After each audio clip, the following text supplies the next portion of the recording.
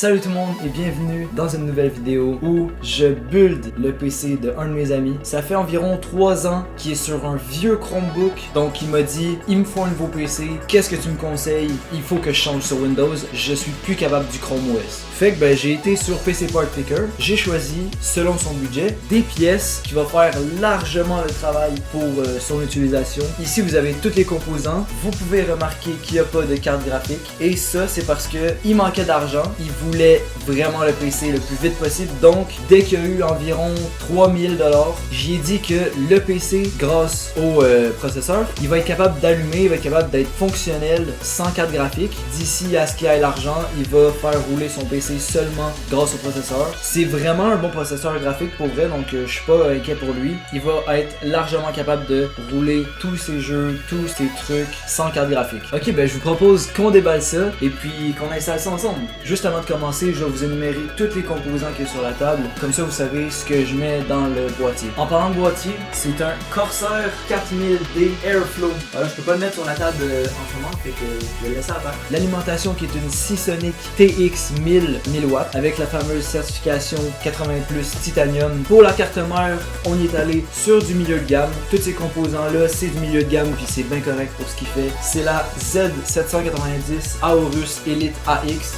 Cette carte mère vient avec une antenne parce qu'il n'y a pas de prise Ethernet qui peut se rendre à son PC, donc j'ai dû choisir une carte mère qui venait avec une antenne. Celle-là en a une. Pour le processeur, c'est toujours du milieu de gamme, c'est ça qu'il faut. Donc c'est un i5 12600K. La RAM, c'est de la DDR5. La Dominator Platinum RGB. 32GB, pareil que moi, DDR5. La seule différence, c'est que moi, c'était du 5600 MHz et lui, c'est du 5200. Pour refroidir le CPU, vu que c'est pas un CPU qui chauffe hyper beaucoup, j'ai décidé d'y aller avec un setup 2 fans. C'est en masse pour supporter la chaleur de ce processeur-là. Il n'y a aucun problème là-dessus. C'est le MagCore Liquid 240R V2. Il y a pas mal de RGB, mais c'est ça, c'est un critère. Il m'a dit, fais le PC avec full de RGB. C'est parfait. Moi, j'aime ça, le RGB. Donc, pour le stockage, c'est un petit 2TB de Samsung 970 Evo Plus. C'est vraiment un très très bon SSD. Pour vrai, rien à dire là-dessus. Pour les fans, c'est les mêmes fans que sur mon PC. Puis ce que j'aime avec ces fans-là, c'est qu'il y a du RGB des deux côtés, en arrière et en avant. Donc, ça fait vraiment beaucoup de RGB. Et il m'a demandé, justement,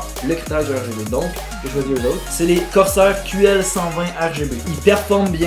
Il y a du beau RGB. Le dernier truc, c'est un IQ Commander Core XT. Je pensais que les fans, ils venaient sans ça, à ce qui paraît, ils viennent avec un, fait qu'on va le retourner en fait à Amazon. Il reste des choses, mais les choses qui restent, c'est des périphériques, donc vous allez voir ça tantôt. Je vais commencer par déballer le case, comme ça. Je vais l'avoir à côté de moi pour tout le build.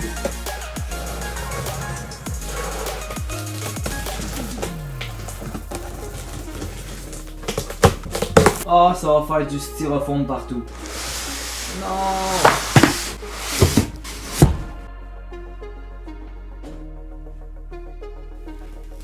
Oh, ta mère! Oh, j'allais dire, je vais essayer d'enlever les styrofoam, mais wow! Ah, ta mère! Encore. Mais wesh! Ah, c'est des grosses décharges, hein? La statique, mais wesh, il y en a encore! Ça fait beaucoup là, non? C'est abusé, là! Bon, chiant, j'ai été voir des forums et ça m'a dit que la caméra peut s'éteindre si elle est trop chaude ou si la qualité est trop haute ou whatever. J'ai baissé la qualité et j'ai ouvert la fenêtre. J'ai réglé les deux problèmes. J'espère que ça s'arrête pas parce que sinon je vais être obligé de continuer avec cette caméra-là et c'est chiant. Ah ouais, il est clean. Et là, on va préparer la carte mère avec tous les composants pour ensuite pouvoir aller la mettre dans le PC. Donc on va avoir besoin du processeur, du SSD et des RAM. Et évidemment, la carte mère. Un câble SATA, l'antenne pour le Wi-Fi. Et ça vient aussi avec un petit adaptateur pour nous aider à mettre les fils à la bonne place. Donc ça, c'est utile. On déballe le CPU. Le processeur vient avec un petit sticker qu'on peut enlever. Et voilà, on sort ça. Voilà. De ce côté-là, je vais enlever la petite porte. Passons maintenant au RAM. Oh merde, ça allait tomber sur le PC ça. Ben sur la carte mère.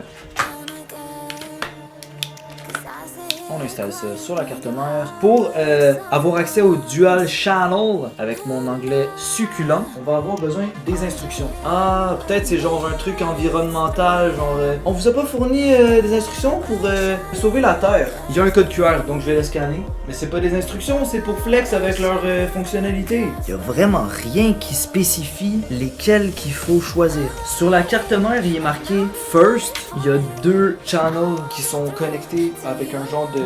je sais pas comment ça s'appelle. Puis qui est marqué First. Fait que je vais les mettre sur les 2 qui sont marqués First. Voilà, c'est la seule information que j'ai. On voit légèrement là. Est-ce que ça va faire un clic satisfaisant? Attention, la caméra a arrêté de filmer. Calice. Ok, pour la 8e fois, on part la caméra. Est-ce que ça va faire un clic satisfaisant? Attention. Ça va. Même chose de l'autre côté. Maintenant, le SSD avec son putain de gros heatsink. Ben non, en fait, c'est plus un heat spreader. C'est pour dissiper la chaleur. Le petit SSD. C'est vraiment énorme le heat spreader, par contre, c'est abusé. C'est si simple. T'es mal à la taille du truc. Focus, ouais.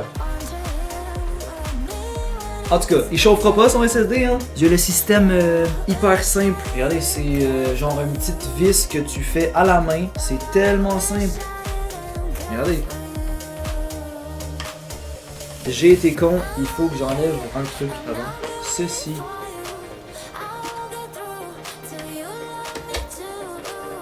Le CPU cooler. On sort la pâte thermique. Ce qui est hot avec celle-là, c'est qu'il y a un petit accessoire qui permet d'étendre la pâte thermique sur le CPU. Ah, mais c'est mal fait aussi. Merde, je me suis tout mis plein de... Ah non, ça tâche. Ah non, ça va, c'est parti facilement. C'est qu'ils font des produits pas compatibles avec eux-mêmes. Ça là, c'est même pas fait... Genre, c'est fait pour aller là, mais ça marche pas du tout. Puis là, on l'étend pour faire bien attention que tout le CPU soit recouvert. J'en ai mis un petit peu plus qu'il faut et c'est mieux ça que pas assez. Maintenant on enlève le protecteur du CPU cooler. Ah, c'est pas satisfaisant, c'est dur à enlever. Il reste plus qu'à serrer et on met ça dans la caisse. Parfait ça. Ok, on va dévisser cette fan là, on n'en a pas besoin. Je vais la remplacer pour du RGB, donc de toute façon elle va sauter à un moment ou à un autre. Là c'est laid, on dirait que je fais de la merde, mais inquiétez-vous pas, ça va bien se passer. On a rendu à déballer les QL. Parce que je veux voir de quoi si c'est plus simple de mettre les fans avant ou après. Ben en fait non, j'ai déjà ma réponse, ma base.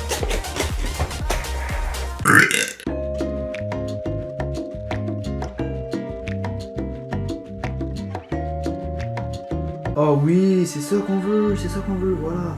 Comme ça c'est clean.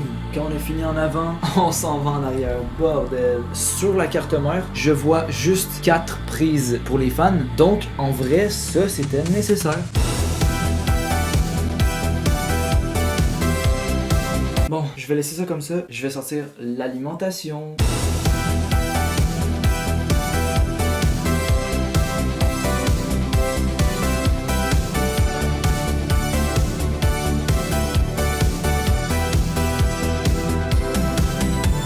Ok, j'ai fini le cable management.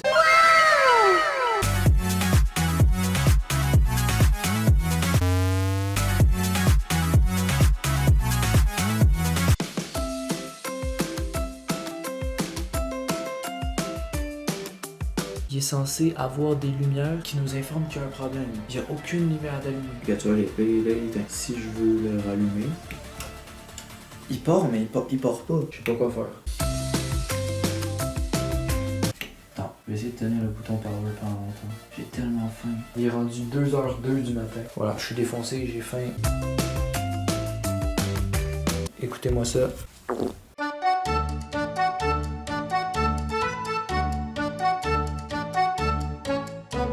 Le power supply de remplacement est arrivé. Il reste plus qu'à l'installer dans le PC pour pouvoir le refermer. On l'allume. Pour l'instant, c'est bon signe. Il n'y a aucune lumière d'allumée. 3, 2, 1.